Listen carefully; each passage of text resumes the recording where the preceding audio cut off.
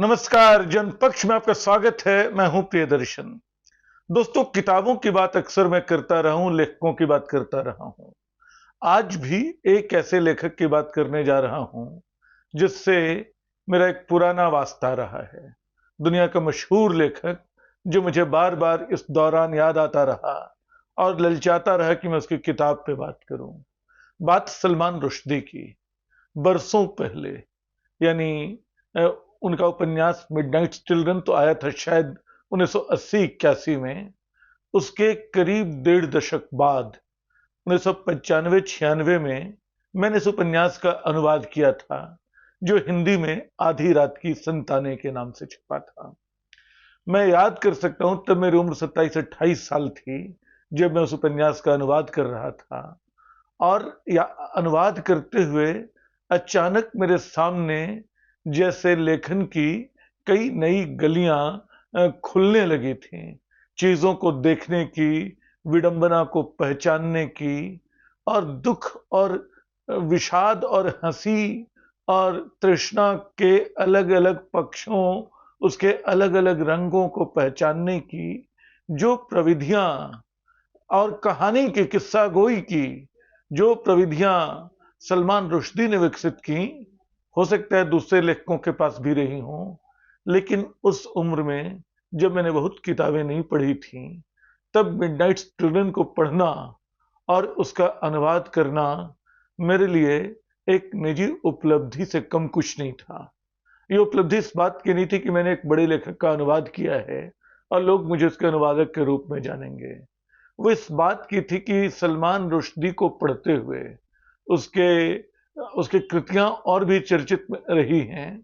जो सबसे चर्चित और बदनाम कृति रही, सैटेनिक वर्सेस, जिसके चलते सलमान रुश्दी को बरसों छुपे रहना पड़ा, उसकी कहानी अलग है। लेकिन मेरी निगाह में अगर कोई मैग्नम ओपस है सलमान रुश्दी का, कोई अगर सबसे महत्वपूर्ण कृति उनकी है, तो अब भी शायद मिडनाइट चिल्ड्रन ही है, आधी रात की संतानें ही है। उसने किस्सा गोई कमाल की, भाषा के प्रयोग कमाल के, अनुवाद बड़े दिलचस्प किस्म के। मैं जब भी उसको याद करता हूं प्रफुल्ल हो उठता हूं। सबसे पहले तो मैं बताऊं कि मोटी कहानी उसकी क्या थी। बहुत मोटे और बहुत संक्षिप्त ढंग से, वो सलीम सिनाई नाम का एक बच्चा है जो ठीक 15 अगस्त 1947 की आधी रात को पैदा हुआ है। ठीक उस समय जब एक स्वतंत्र देश पैदा हो रहा है, भारत। तो भारत जिस समय पैदा हो रहा है, आजाद भारत, उस समय सलमान रुश्दी के मिडनाइट चिल्ड्रन भी पैदा हो रहे हैं, कई हैं। सलीम सिनाई नायक है और सलीम सिनाई को बदल दिया जाता है आधी रात को। अचानक जो नर्स है उसकी चूक से वो बदला जाता है। जो सलीम सिनाई अपने परिवार को मिलता है वो दूसरा है। आने वाले वर्षों में सलीम सिनाई की जिंदगी और भारत की जिंदगी लगभग एक साथ चलती रहती है। एक घटना भारत के जीवन में घटित होती है, वैसी ही घटना सलीम सिनाई के जीवन में घटित होती है। ये बड़ा बेतुका, बड़ा अजीब सा लग रहा है, लेकिन उपन्यास पढ़ते हुए समझ में आता है कि व्यक्तिगत जीवन की और सार्वजनिक जीवन की विडंबनाओं को किस तरह सलमान रुश्दी ने एकाकार करके गूंथ दिया है। किस तरह एक व्यक्तिगत कहानी को, जो बड़े दिलचस्प ढंग से बढ़ती है। वो अपने नाना को याद करते हैं, आदम अजीज शायद उनका नाम है। बहुत पुराने ढंग से मैंने पहले पढ़ी थी किताब। तो आदम अजीज से जो शादी हुई है आदम अजीज की, वो कश्मीर में डॉक्टर थे और उनकी शादी का किस्सा बड़ा दिलचस्प है। तो कश्मीर के डॉक्टर हैं और अचानक उनको एक घर में बुलाया जाता है, एक बड़े एलीट घर में, कि आकर बच्ची का इलाज करना है। बच्ची को पेट में दर्द हो रहा है। वो जाते हैं तो सर से पांव तक बच्ची ढकी हुई है पर्दे के पीछे। डॉक्टर पूछता है कि जब तक मैं देखूंगा नहीं तब तक इलाज कैसे करूंगा। तो उसको सिर्फ उस हिस्से का इलाज करने को देखने की इजाजत मिलती है जहां दर्द है। वो पेट देखता है। अगली बार फिर कुछ और होता है, फिर वो आता है। मतलब कमाल ये है कि बार बार इस डॉक्टर को बुलाया जाता है और परिवार का तर्क है कि चूंकि किसी दूसरी बीमारी ने किसी बीमारी ने दूसरी बार हमला नहीं किया। यानी डॉक्टर जो इलाज करता है ठीक इलाज करता है, और डॉक्टर जो है वो टुकड़ा टुकड़ा करके सारा शरीर देख चुका है, सिर्फ नाक देखिए, चेहरा देखा जाना बाकी है। और डॉक्टर हैरान है कि जिसको वो देख रहा है इतने लंबे समय से, वो दिखती कैसी है। तो वो कई बार गैर पेशेवर ढंग की कामना भी करता है कि भी नाक में फुंसी हो जाए, कभी कुछ हो जाए, ताकि मैं उसका चेहरा देख सकूं। और वो ऐसा दिन आता है जब वो चेहरा हटाया जाता है, तब उसको समझ में आता है कि पर्दे के इस पार एक जादू तो उसके दिमाग में चल रहा था, पर्दे के उस पार भी एक जादू चल रहा था। वो लड़की भी जानना चाहती थी कि डॉक्टर कैसा है। तो दिलचस्प कहानी है, और दोनों की शादी होती है, कहानी आगे बढ़ती है, बहुत सारी घटनाओं, बहुत सारी चीजों से बढ़ती हुई कहानी। उसमें बुद्ध भी चले आते हैं, उसमें भारत और पाकिस्तान के दोनों शासक भी चले आते हैं, बांग्लादेश के भी, उसमें इंदिरा गांधी और संजय गांधी तक चली आती हैं। बल्कि उनका उल्लेख संजय गांधी का कुछ इस अक्खड़ बल्कि अशिष्ट और फूहड़ ढंग से हुआ है कि इस पे उन लोगों ने मुकदमा कर दिया था। हालांकि वो मुकदमा टिका नहीं, सलमान रुश्दी की किताब बिकती रही, लेकिन वो उपन्यास सलमान रुश्दी के साहस का, सलमान रुश्दी की प्रतिभा का, एक लेखक के तौर पे उसकी धृष्टता का, और भाषा के साथ उसकी बीहड़ प्रयोगशीलता का दिलचस्प उदाहरण था। जैसे मैं अब भी याद करता हूं, जिसमें मुझे अनुवाद में भी दिक्कतें आई। एक जगह वो लिखता है कि the train was yellow browning towards Churchgate station. Yellow brown होती हुई ट्रेन, येलो ब्राउनिंग कोई वर्ब नहीं है, लेकिन ट्रेन का रंग जो है येलो ब्राउन है, तो वहां से वो येलो ब्राउनिंग को वर्ब में बदल देता है, वो चटनीफिकेशन जैसा शब्द बनाता है। और एक अनुवाद में तो काफी मुझे दिक्कत हुई थी, और मैंने पाया कि वो तो सबसे आसान अनुवाद था। बार बार वो बोलता है कि fool from somewhere, idiot from somewhere, और मैं सोचता रहा कि इसका अनुवाद क्या करूं। मैंने पाया कि असल में वो हिंदी फ्रेज मूर्ख कहीं के का अनुवाद है, कहीं के फ्रॉम समवेयर। तो इडियट फ्रॉम समवेयर, मूर्ख कहीं के, बेवकूफ कहीं के।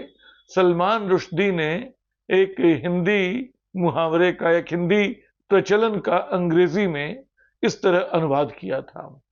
तो अंग्रेजी की शुद्धता के आतंक से बिल्कुल दूर, भाषा को बिल्कुल कच्ची मिट्टी की तरह गूंथते हुए, उसे मनचाहा रूपाकार देते हुए, कहानियों में अपनी कल्पनाशीलता से बहुत सारा मसाला मिलाते हुए, और एक ऐसी असंभव सी कहानी को गढ़ देते हुए, जो करीब 550 पेज तक चलता उपन्यास आपको बांधे रखता है। उसकी भाषा आपको तंग करती है, लेकिन वो आपको बुलाती चलती है। और भी रेशे और भी धागे हैं उपन्यास में, लेकिन मैं उपन्यास की बात करता रहूंगा तो रुश्दी के बारे में और जो कुछ कहना चाहता हूं वो रह जाऊंगा। खास बात यह है कि रुश्दी तब से अब तक लगातार रचनारत रहे, एक से एक उनकी किताबें आती रहीं। और शेम आया, जब शेम आया तो पाकिस्तान के हुक्मरान उस पर नाराज हो गए, वहां उस पर मुकदमा चलने लगा।